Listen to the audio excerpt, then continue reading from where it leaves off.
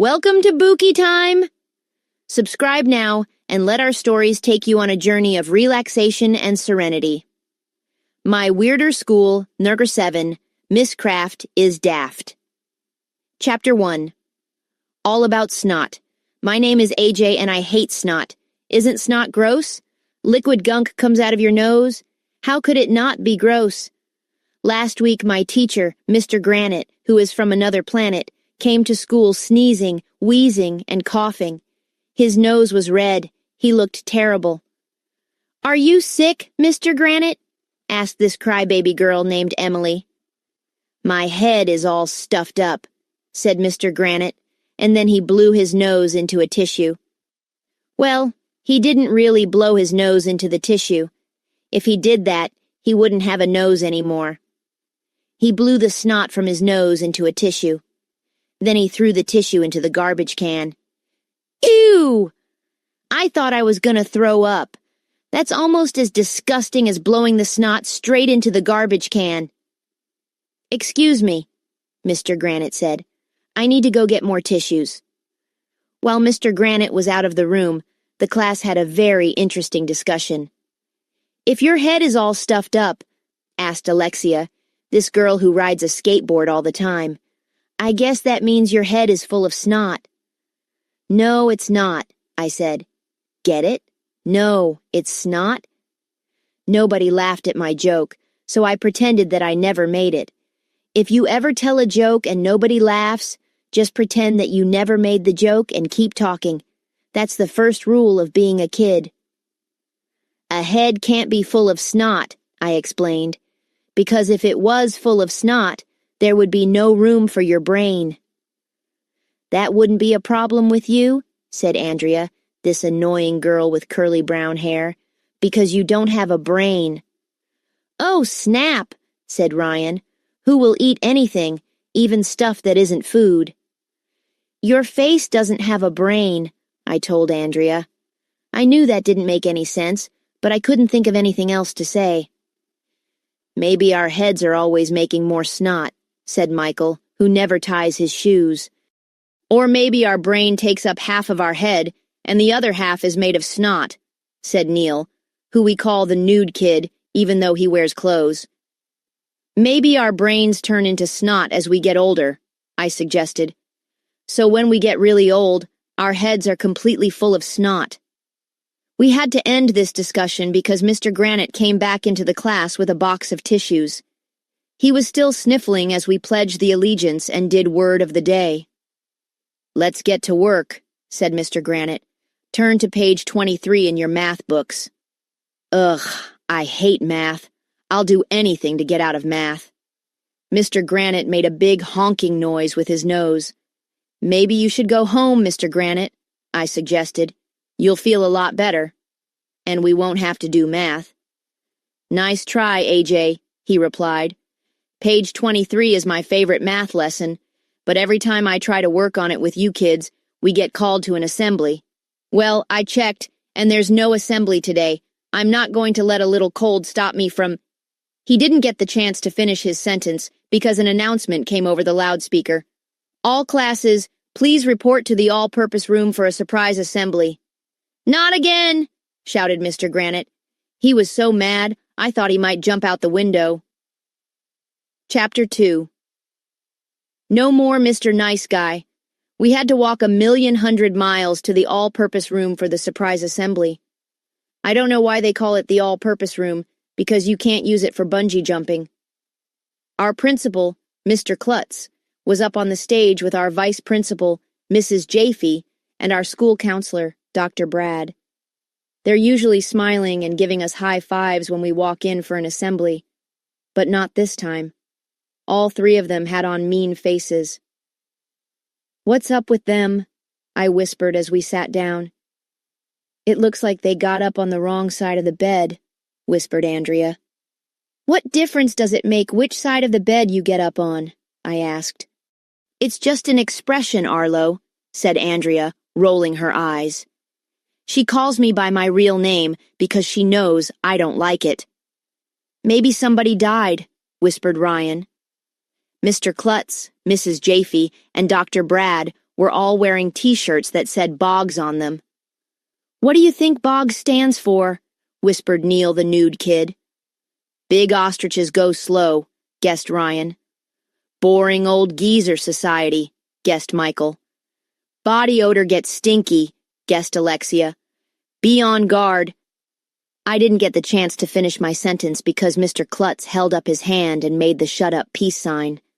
Mrs. Jaffe tapped on the microphone. Everybody stopped talking. It was so quiet in the all-purpose room, you could hear a pin drop. That is, if anybody brought pins to school and started dropping them. But why would anybody do a dumb thing like that? "We are disappointed in you, children," said Mrs. Jaffe. Once again, Dirk School got the award for having the best behavior of the month. Dirk School is on the other side of town. That's where all the genius kids go. We call it Dork School. Mrs. Jaffe sat down, and Dr. Brad stepped up to the microphone. "We have been having a lot of behavior problems lately," he said. "Students have been yelling and running through the hallways. Kids are talking back to their teachers. There have been food fights and riots. This is not the way children are supposed to behave in school. So we're starting a program to improve behavior and teach respect here at elementary school." Dr. Brad sat down, and Mr. Klutz stepped up to the microphone. He has no hair at all. I mean none. Mr. Klutz's head is really shiny. They could use it to signal ships that are lost at sea. "Boggs stands for behave or get suspended," said Mr. Klutz. "I've tried to be kind to you children, but it didn't work. So from now on, it's no more Mr. Nice Guy. Students who misbehave will be suspended." Wow, I remember when Mr. Klutz was a good guy. One time I got sent to his office for bad behavior, and he gave me a candy bar. That was cool. Now he's all mean. "I expect exemplary behavior at elementary school," he continued. "And that is all I have to say. I will be checking in on your classrooms regularly to see how you're making out." "Ew, disgusting!" I shouted. "Mr. Klutz said making out." "Quiet!" roared Mr. Klutz. "Enough of that foolishness." Chapter 3. Mr. Granite is dying. We had to walk 1,100,000 miles back to class in single file. Everybody was being really quiet. Nobody wanted to get in trouble with Mr. Klutz. I looked around for Mr. Granite, but I couldn't find him. When we passed the front office, our school nurse, Mrs. Cooney, pulled me out of the line. She is beautiful and has eyes that look like cotton candy. One time she wanted me to marry her, but I couldn't because she was already married to some guy named Mr. Cooney. "AJ," she whispered, "please tell your class that Mr. Granite went home for the rest of the day." "Is he going to be okay?" I asked. "Oh, yes," said Mrs. Cooney. "He only has a cold." I ran to catch up with the rest of the class. They were just going into our room, and everybody was still on their best behavior. Even the guys folded their hands on their desks and kept their feet on the floor. It was weird. "Where's Mr. Granite?" Neil the nude kid whispered to me.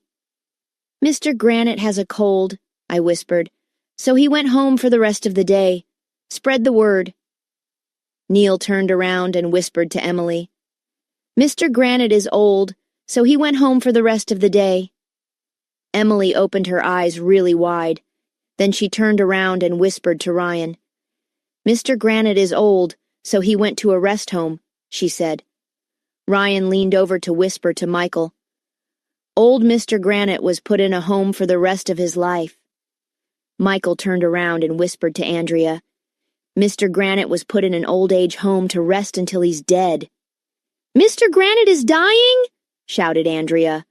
Suddenly everyone started yelling, screaming, crying, and freaking out. "But Mr. Granite is so young," wailed Michael. "He was such a good man," groaned Neil the nude kid. "I need to speak with a grief counselor," screamed Emily. "Why? Why? Why?" Everybody was moaning.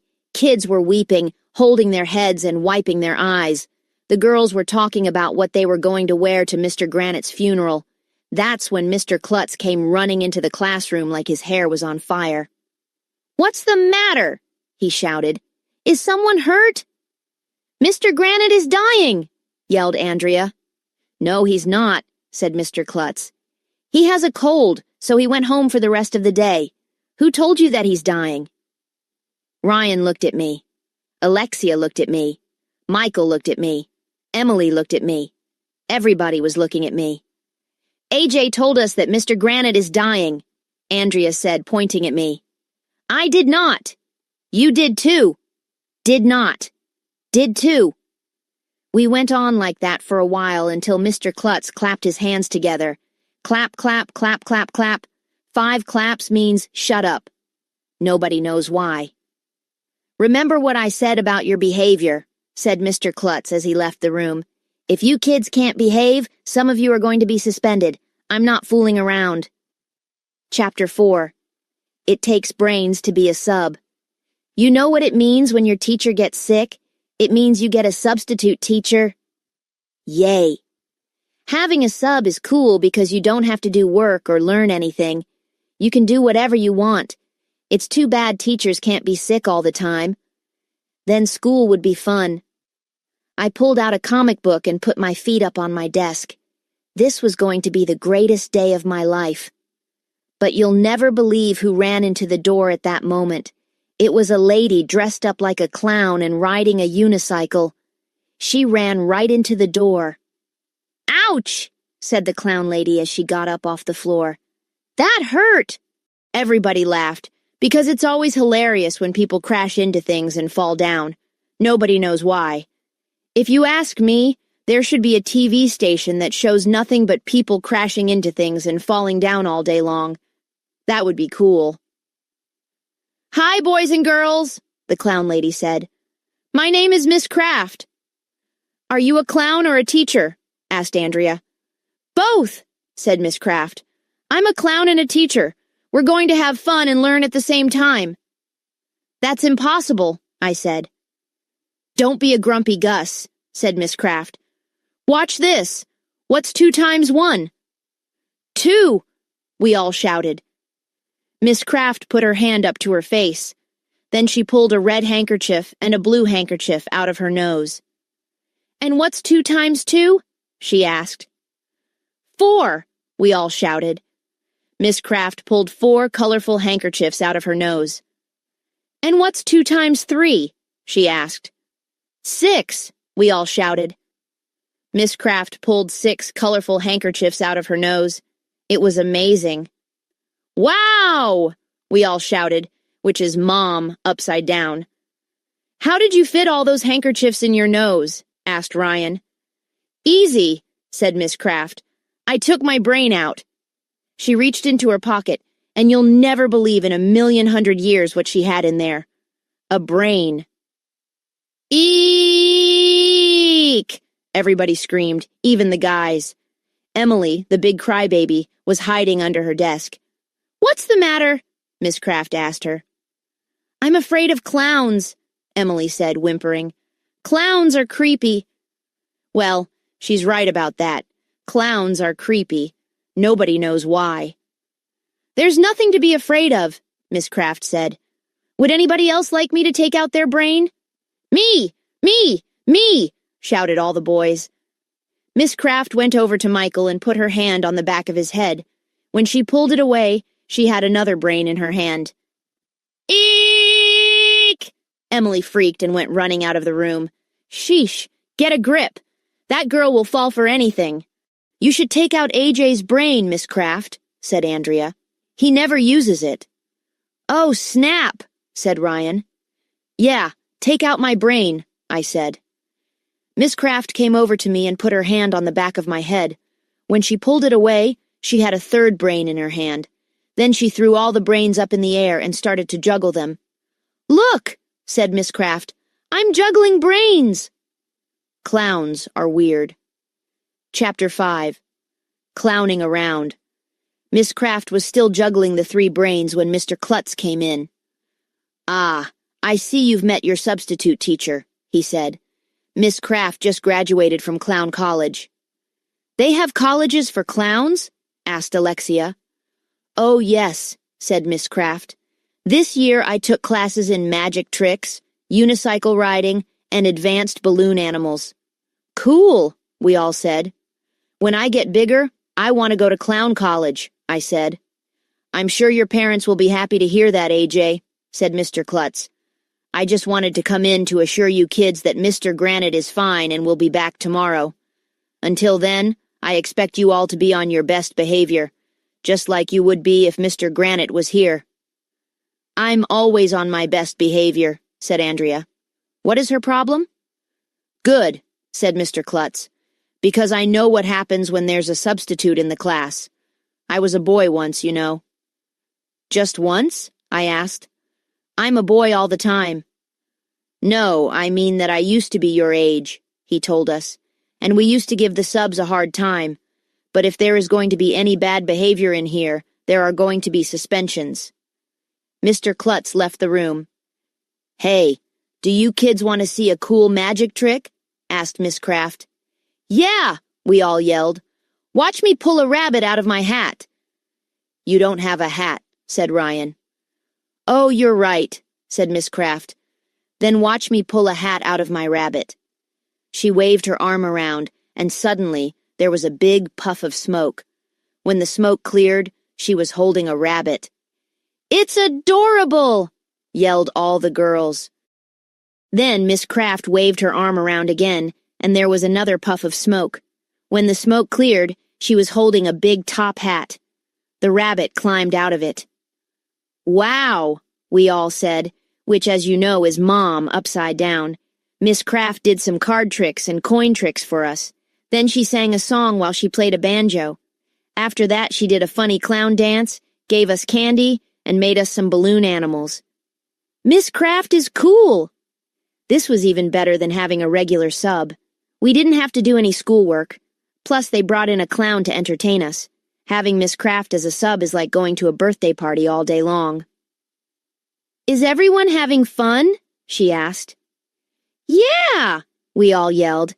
"I wish you were our teacher every day," I told her. Chapter 6. The Big Bang. Miss Kraft is the coolest sub in the history of the world. We were going to play games, eat junk food, and have fun all day long. "What are we going to do now, Miss Kraft?" asked Alexia. "Yeah, are you going to make more balloon animals?" asked Ryan. "No," said Miss Kraft. "Are you going to give us candy and cookies?" asked Michael. "No," said Miss Kraft. "Are you going to ride your unicycle and juggle some more?" asked Emily. "No," said Miss Kraft. "Then what are we going to do?" I asked. "Turn to page 23 in your math books," she said. "What?" I think my jaw dropped open, and my eyes popped out of my head like in the cartoons. But, I stuttered. "I thought we were going to play games and have fun today." "We played games," Miss Kraft said. "We had fun. Now it's time to learn something." No, this simply could not be happening. I looked at the loudspeaker on the wall. I was sure we would get called to a surprise assembly, or maybe there would be a fire drill, or maybe an asteroid would destroy the Earth, and school would be canceled for the rest of our lives. Something was sure to happen so we wouldn't have to do page 23. But nothing happened. We all pulled our math books out of our desks. "Yay," said Andrea. "I love math." Why can't a truck full of math books fall on Andrea's head? "Are you really going to teach us page 23? asked Neil, the nude kid. "Of course not," said Miss Kraft. "I don't know anything about math. Mr. Bongo is going to teach you page 23. "Who's Mr. Bongo?" we all asked. Miss Kraft pulled a white sock out of her pocket and put it on her hand. "This is Mr. Bongo," she said. "He's my friend." Sock puppets are weird. Whoever thought up the idea of making puppets out of socks was a dumbhead. And I'll tell you, this was the lamest sock puppet in the history of the world. It was basically a sock with two big googly eyes on it. "Hi, kids," said Mr. Bongo, even though we could totally see Miss Kraft's lips moving. "Turn to page 23 in your math books." I opened my math book and turned to page 23. That's when I saw these horrible words. The 11 times table. No, not the 11 times table. Anything but the 11 times table. Mr. Granite taught us all the times tables up to 10, but he never got to page 23. I always wondered what was on page 23, and now I found out the horrible truth. My friend Billy, who lives around the corner, told me that the times tables can only go up to 10. Billy said that if you try to multiply numbers higher than 10, the earth will fall off its axis, and if you get all the way up to 11 times 11, you get sucked into a parallel universe, and you travel back in time until you get to the Big Bang, when your head explodes. Billy knows all about stuff like that. He told me he knew a kid who tried to multiply 11 times 11, and the kid's head exploded. That is a true fact. I told everybody on the playground about it. Okay, let's get started, said Mr. Bongo. 1 times 11 equals 11. That's easy, right? Are you sure you want to do this? I asked Miss Kraft. Don't talk to me about it, said Miss Kraft. Talk to Mr. Bongo. He's the one who's teaching the lesson. 2 times 11 equals 22, said Mr. Bongo, because 11 added to 11 equals 22. We really shouldn't be doing this, said Michael. It's very dangerous. 3 times 11 equals 33, said Mr. Bongo. I have to go to the bathroom, said Ryan. Later, said Miss Kraft. 4 times 11 equals 44, said Mr. Bongo. I'm scared, said Emily. 5 times 11 equals 55, said Mr. Bongo. If he gets to 11 times 11, I whispered to Ryan, we're going to get sucked into a parallel universe and travel through time until our heads explode. 6 times 11 equals 66, said Mr. Bongo. Make him stop, begged Neil the nude kid. Please, make him stop.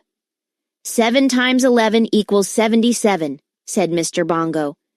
He's getting close to the end, said Andrea. 8 times 11 equals 88, said Mr. Bongo.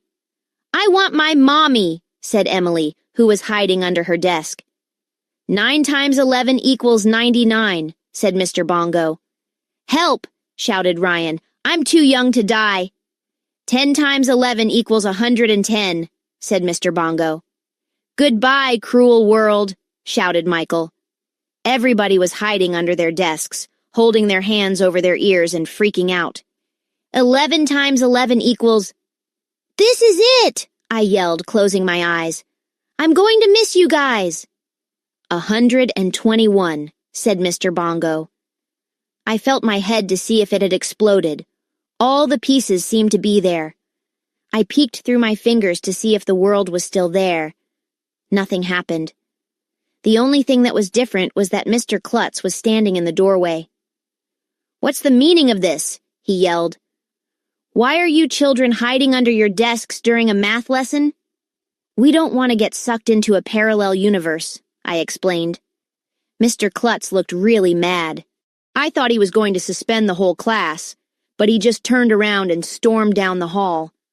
Okay, so my friend Billy was wrong. We didn't get sucked into a parallel universe and travel through time until our heads exploded. I still say sock puppets are weird. Chapter 7. The Truth About Miss Kraft.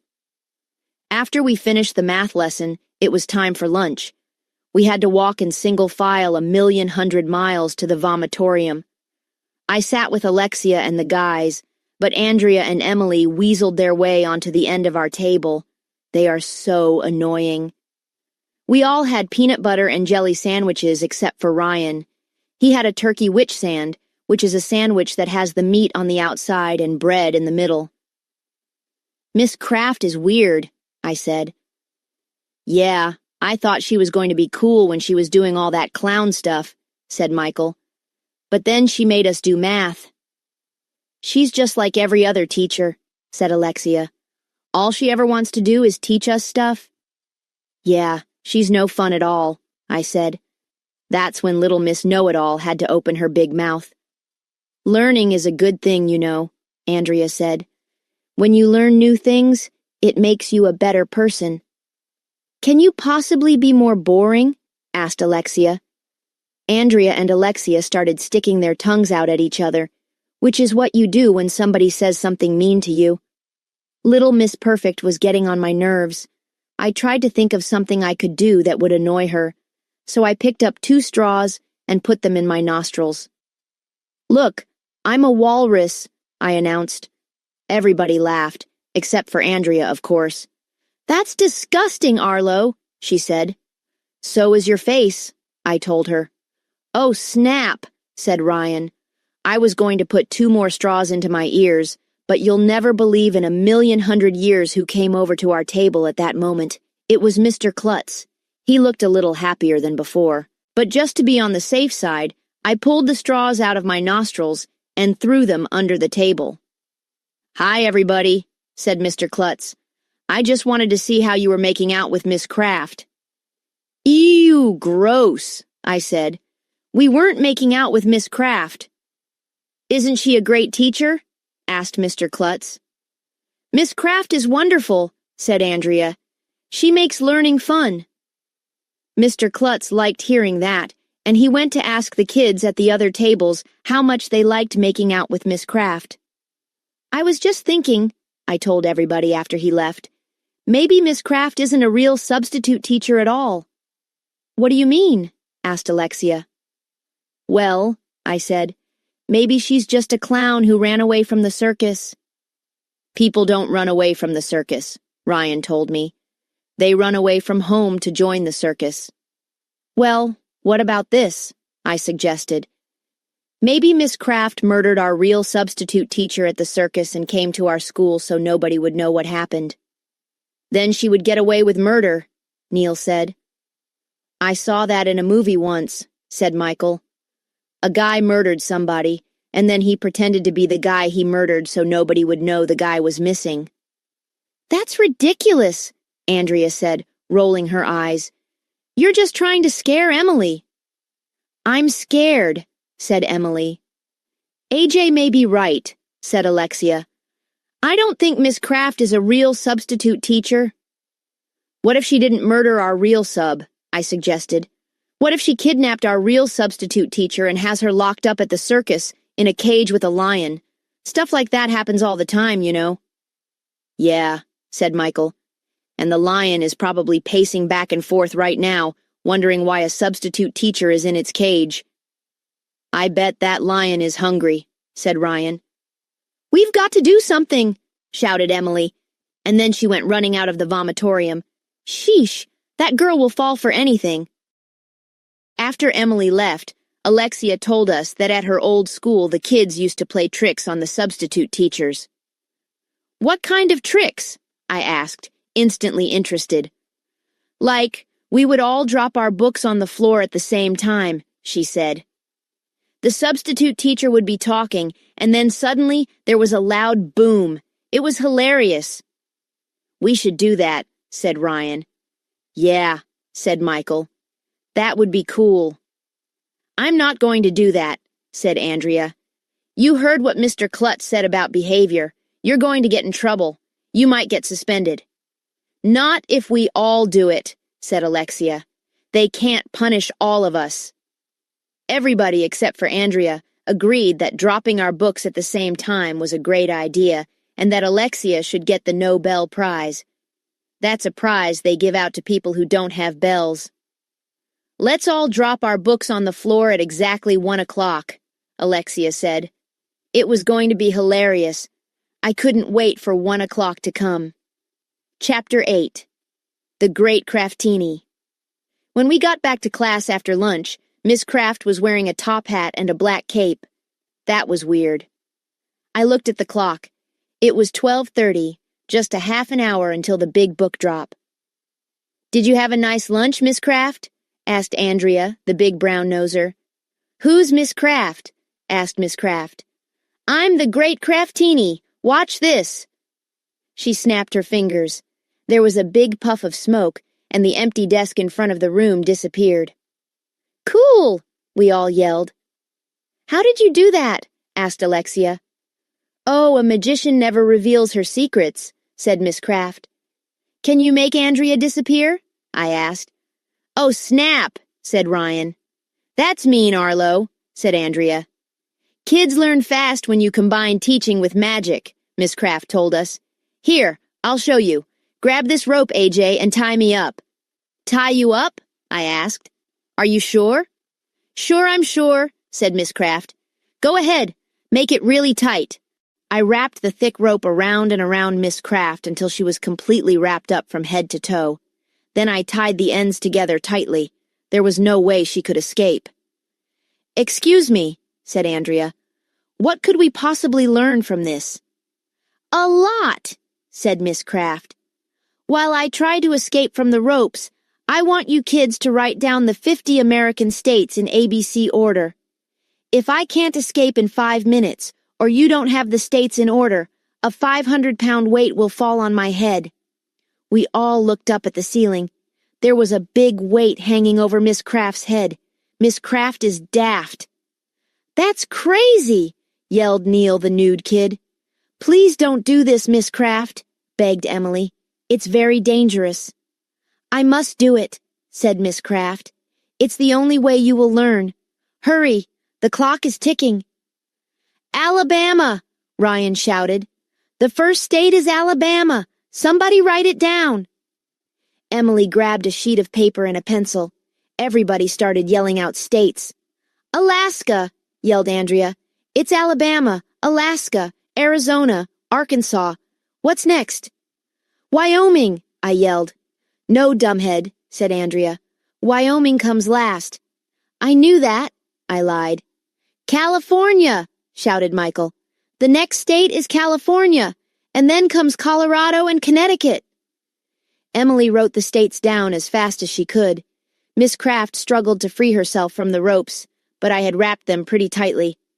4 minutes left, shouted Alexia.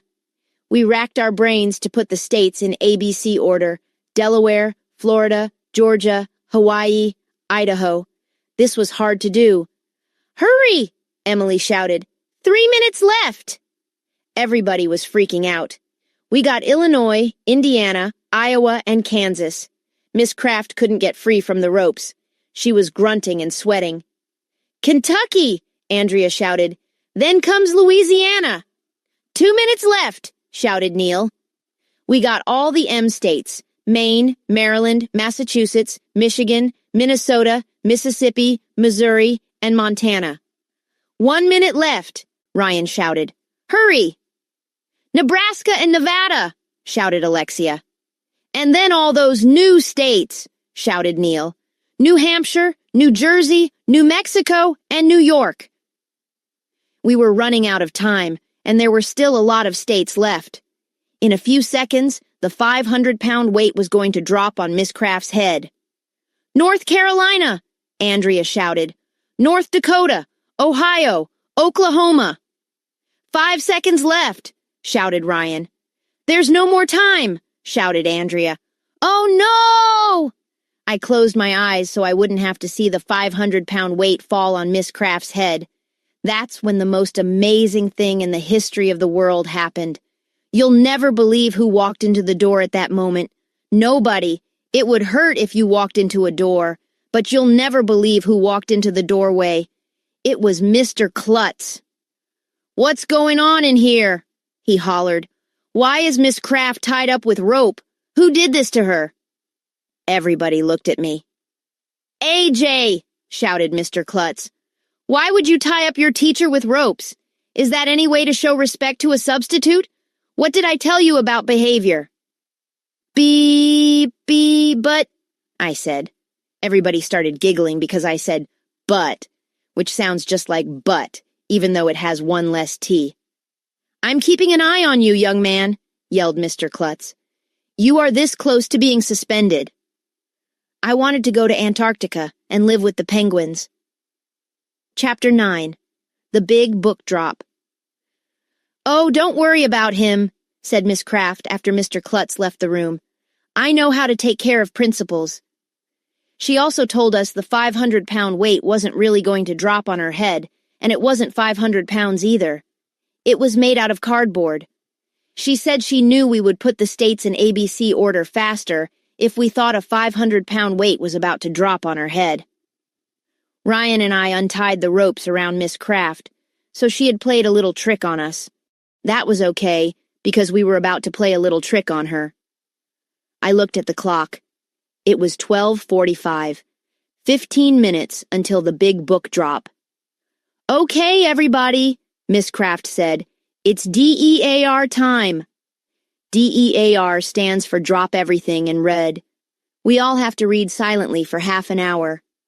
Ugh, I hate reading. We all took books out from our desks. I had a book about fighter planes that I got from the school library. Reading it wasn't much fun, but the pictures of the fighter planes were cool. It was hard to concentrate on my book anyway, because all I could think about was the big book drop. I checked the clock. 10 minutes to go. I turned around to look at Ryan, Michael, Neil, and all the other kids. Everybody was reading silently. Miss Kraft was sitting at Mr. Granite's desk, reading a book called Magic Tricks for Dummies. I moved my pile of books to the edge of my desk so it would be easier to drop them on the floor. It was going to be hilarious when we all dropped our books at the same time. 5 minutes to go. I could barely even look at my book about fighter planes. It was almost 1 o'clock. Out of the corner of my eye, I saw Ryan passing a note to Michael. I figured he was reminding Michael to drop his books at 1 o'clock. There were only a few minutes left. Kids were snickering and whispering and passing notes back and forth. I looked at the second hand on the clock. It was sweeping around the dial. This was going to be hilarious. The second hand was getting close to the top. 12 seconds left. I got ready for the big book drop. 10, 9, 8, 7, 6. It was so exciting. 5, 4, 3, 2, 1. 1 o'clock. It was time. I pushed the pile of books off my desk. Boom! My books hit the floor. Miss Kraft jumped in her seat. Ah ha ha ha ha ha ha ha. I looked around. Nobody else had dropped their books on the floor. What? Everybody was looking at me. I probably don't need to tell you who walked into the doorway at that moment. It was Mr. Klutz, of course. "What was that loud bang?" he asked. "Arlo dropped a bunch of books on the floor," Andrea said, a little smile on her face. "Why did you do that, AJ?" asked Mr. Klutz. He looked mad.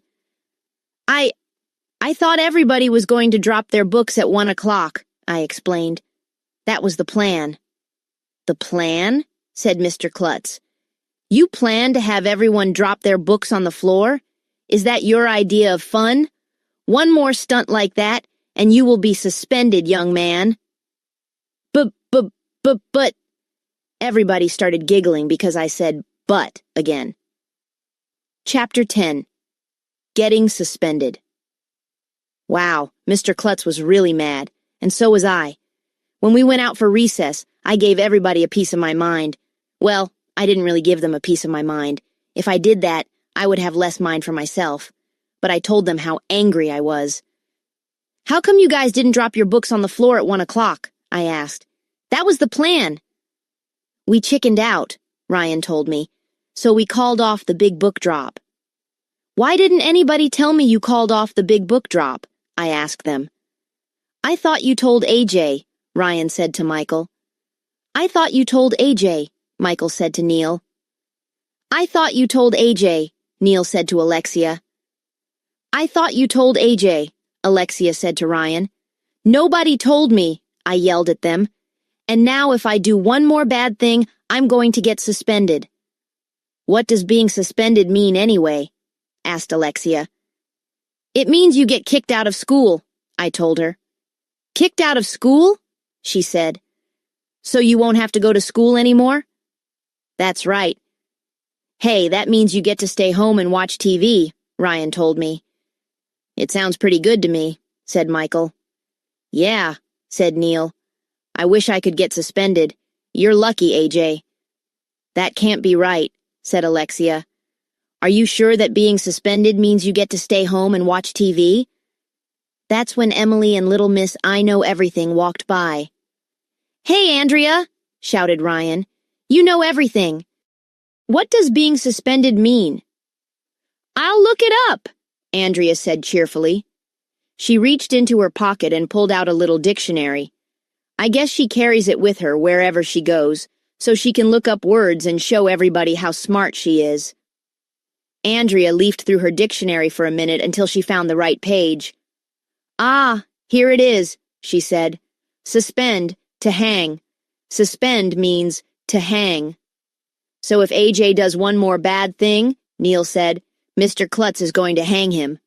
What? I yelled. I don't want to be hanged. Sorry, dude, said Alexia. It's in the dictionary, so it must be true. I wonder if the past tense of hang is hanged or hung, said Andrea.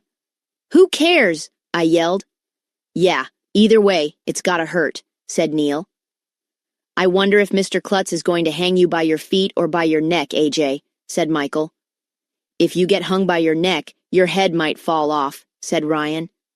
Yeah, but if you get hung by your feet, all the blood rushes to your head and it explodes, said Neil, the nude kid.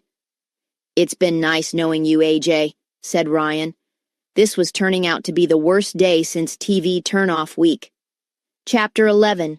The Most Amazing Trick Ever. When we got back to class after recess, there was a long wooden box in the front of the room. It looked like the kind of box that they use to bury people in. Welcome, ladies and gentlemen, Miss Kraft announced. Are you ready to witness my most amazing trick ever? Yeah, everybody shouted. No, I said. What's the matter, AJ? Asked Miss Kraft. I thought you liked magic tricks. If Mr. Klutz catches me doing one more bad thing, he's going to hang me, I told her. So I don't want to be involved in any more tricks. Don't worry about Mr. Klutz, Miss Kraft told me. I know how to take care of him. So what's your most amazing trick ever, Miss Kraft? Asked Neil, the nude kid. I'm going to saw one of you in half, she announced. Cool, we all shouted. Sawing people in half is just about the coolest thing in the history of the world. Where did you get that big box? Asked Ryan. At a big box store, said Miss Kraft. Okay, which one of you wants to get sawed in half? Me, we all shouted. Not me, said Little Miss Perfect. I don't like violence. What do you have against violins? I asked her. Not violins, Arlo, Andrea said, rolling her eyes. Violence! I knew that violins and violence were two different things. I was just yanking Andrea's chain. Okay, said Miss Kraft as she opened the lid of the big box. The student who gets to be sawed in half will be Andrea! Yay! Shouted everybody except for Andrea. Please come up to the front of the room, Andrea, and climb into the big box. Andrea looked really mad. She was the only one who didn't want to get sawed in half, and now she was going to be sawed in half. Ha! Nah, boo-boo on her. At first I thought she would refuse to do it, but Andrea always does anything a grown-up tells her to do, so she went up to the front of the room and climbed into the big box. There was a hole at one end for her head to poke through. Are you comfy? Miss Kraft asked Andrea. I want to make sure you're comfortable before I saw you in half. Yes, Andrea said, but she sounded like she didn't mean it. She looked like she might cry. Miss Kraft went to the closet and took out a saw. It was gigantic. Eek! Andrea screamed as she looked at the saw. Don't worry, Miss Kraft assured Andrea. This won't hurt a bit. I'm scared, said Emily, the big crybaby. Miss Kraft started sawing the box. Sawdust was flying everywhere. Andrea closed her eyes. The saw dug into the box. I am the great Kraftini, shouted Miss Kraft as she pushed and pulled the saw back and forth. Help! Andrea shouted. Stop! We've got to do something, Emily shouted, and then she went running out of the room. Whew, this is hard work, Miss Kraft said after a few minutes of sawing. She wiped her face with a tissue. Then she wiped Andrea's face with a tissue. Can we stop now? Andrea begged. Stop, said Miss Kraft. I'm only halfway done. You know what they say. If you start a job, you should always finish it. Miss Kraft went back to sawing for a few minutes, and then she stopped again. "I'm tired," she said. "Who wants to take over?" "Me! Me! Me!" everybody shouted. "AJ should take over," Neil said. "He hates Andrea more than anybody." It was true. Nobody hates Andrea more than I do. Sawing her in half would be the greatest moment of my life. But I knew what would happen. I'd start sawing Andrea in half, and then Mr. Klutz would walk in and suspend me. Everybody started chanting, "AJ! AJ! AJ!" "Would you like to finish sawing Andrea in half, AJ?" asked Miss Kraft. I really wanted to saw Andrea in half, but at the same time, I really didn't want to get into trouble again. I was faced with the hardest decision of my life. I didn't know what to say. I didn't know what to do. I was concentrating so hard that my brain hurt. "AJ," said Ryan, "if you don't want to saw Andrea in half, that must mean you're in love with her." "What?" "That's right," said Michael. "AJ, you can prove once and for all that you're not secretly in love with Andrea by sawing her in half." "Let me out of here!" Andrea shouted. "I don't want anybody to saw me in half." "Okay," I finally agreed. "I'll do it." "Yay!" shouted everybody except for Andrea. I went up to the front of the class, and Miss Kraft handed me the saw. "Are you sure it's going to be okay?" I asked her. "Sure, I'm sure," she replied. "Go ahead. I've done this trick a million times. Nothing can go wrong." I started sawing the box. "Help! Help!" Andrea shouted. "Don't do it! Stop, Arlo!" The sawdust was flying, and Andrea was screaming, and everybody was hooting and hollering. This was the greatest day of my life. "Oh!" Ryan said. "AJ is sawing Andrea in half. They must be in love." "When are you going to get married?" asked Michael. If those guys weren't my best friends, I would hate them. "Help! No! Stop!" Andrea shouted. I was almost finished sawing through the box, and you'll never believe in 1,100,000 years who walked into the room at that moment. I'm not going to tell you. Okay, I'll tell you. But you have to read the next chapter. So na boo-boo on you. Chapter 12. The Return of Mr. Granite. Okay, so where were we? Oh yeah, I was sawing Andrea in half while she was screaming and begging for me to stop. That's when guess who walked into the room? Mr. Klutz. And he was madder than I had ever seen him. I thought his eyes were going to pop out of his head like in the cartoons. "AJ!" he shouted, grabbing the saw out of my hand. "What are you doing?" Nothing, I replied. If you get caught doing something really bad and somebody asks you what you're doing, always say, "Nothing." Even if you have a giant saw in your hand and you're about to saw somebody in half. That's the first rule of being a kid. "Sawing students in half is not acceptable behavior in school," Mr. Klutz yelled. "That's it. I warned you several times, AJ. You are suspended for the rest of your life." "What? I didn't do anything," I shouted. "Miss Kraft, tell him this was all your idea." That's when the most amazing thing in the history of the world happened. Miss Kraft snapped her fingers. Well, that's not the amazing part, because anybody can snap their fingers. The amazing part was that when Miss Kraft snapped her fingers, a big puff of smoke appeared where Mr. Klutz was standing. And when the smoke cleared, Mr. Klutz was gone. Zap! Just like that. We got to see it live and in person. You should have been there. "How did you do that?" we were all asking. "Where did Mr. Klutz go?" "A magician never reveals her secrets," Miss Kraft said. "I told you I would take care of Mr. Klutz." Well, that's pretty much what happened. We didn't see Mr. Klutz for the rest of the day. I don't know where he went. When I got home, my mom had a snack waiting for me in the kitchen.